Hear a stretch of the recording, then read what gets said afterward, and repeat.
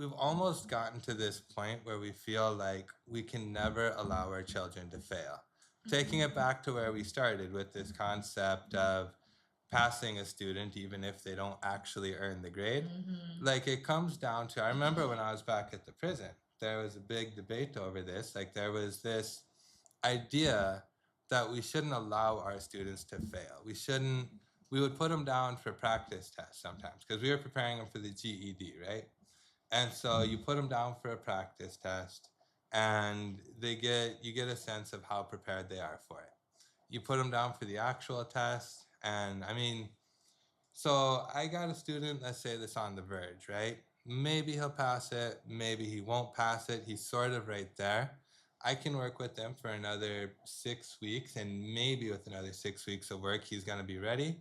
Or maybe I've got a student that has some cognitive deficiencies where on the line is where he's always going to be. And the idea was that we should never put them down for the test, whether you're talking about the practice test or the official test, if they fail it. Because if they fail the test, then they're going to think so poorly about themselves. They're going to get into this mindset of, I can't learn, I'm dumb, I'm stupid, and we're never going to get them through. So they have to always experience success. And for me, it's if that's the mindset, if the mindset that my student has is that one little setback, one little failure means that you're never going to get there, I need to expose them to failure so that I can help them learn how to cope with failure, how to really approach it. Don't let failure stop you dead in your tracks and you give up. Let's look at what we can do now that we've experienced the failure. Let's figure out why we experienced it, what we can do differently, because when they get out of prison, like we go through life and we experience failure, right? No single person on this planet can say they've never experienced a failure. And the people that make it, the people that are up at the top, the people that go and achieve and live their best lives, they figured out how to move past that failure. The person that never got past the starting line experienced that failure, decided they weren't good enough, and completely gave up. I quite agree. I quite agree. So much so that even with assessments, remember the situation with the math competition? And I think, was it a perfect score that we got? And I was saying, remember when we had for mathematics? Yes. Yeah. And then I was saying, but how we put it together, we thought that it was missing something. And then the math, well, experts came and gave us a perfect score. Yeah.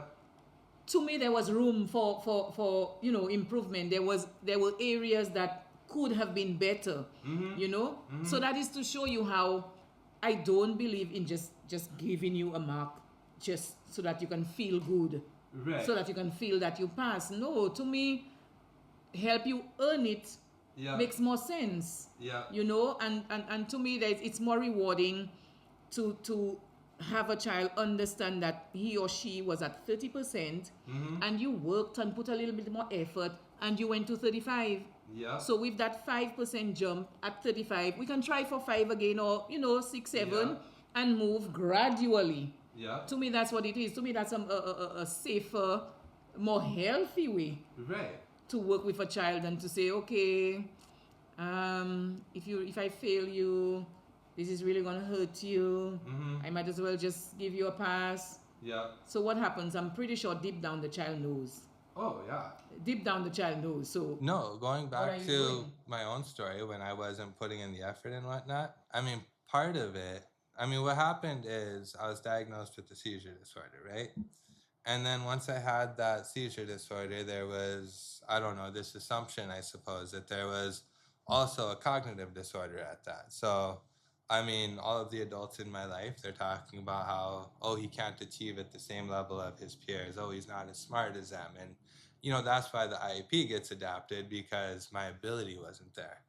And once you hear that over and over from all the adults, especially as a child, you start to accept that story, but then nobody wants to believe they're dumb, right? So I've got that story, but then in the back of my head, I've got this little voice saying, "Well, I mean, I could do it, but I'm just not trying. If I applied myself, I'd be able to get the scores and achieve at that level."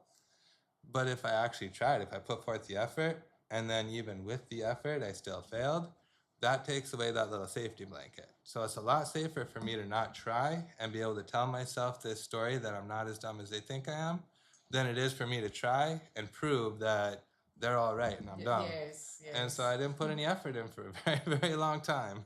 Wow. I mean, fortunately, eventually I got out in the world and I went to college. And in college, like, it's a lot of work to get all of those accommodations, getting the test taken and convincing people that you need and whatnot. So when it became my responsibility, I mean, if I was a lazy student, I'm going to be a lazy adult, right? And so there's all this work I have to do. And I'm like, well, I'm just going to go to college and see if I can